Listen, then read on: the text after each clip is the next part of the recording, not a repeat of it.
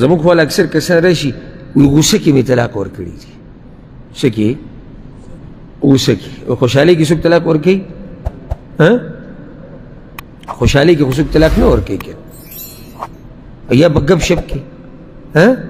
لکه هغه یو عالم خواله یو کس راغی، اوس ما ته دا پته نه شي چې هغه عالم څوک و، ما نه نوم هېر شو، زموږ د پښتنو علماو کې مشرانو علماو کې. نو ما پسې کس راغی ما ته وایي چې ما ښځې له په مینه کې طلاق ورکړي دي، په مینه کې.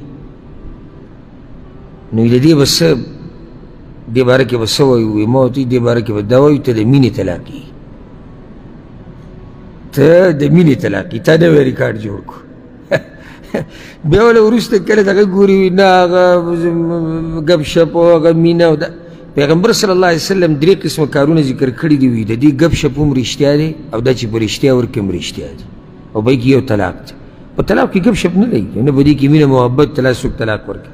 او لازم طلاق سړی په غوسه کې ورکوي، څوک خوشحالۍ کې ورکوي. چېرې پلانې مور یا د پلانې مور نن مې را زړه دومره خوشحاله دی ته طلاق یې په ما باندې، ډېر خوشحاله یم چې ته مې نن طلاق کړې. ته چې چېرته کېږي لازم غوسه کې به ورکوي.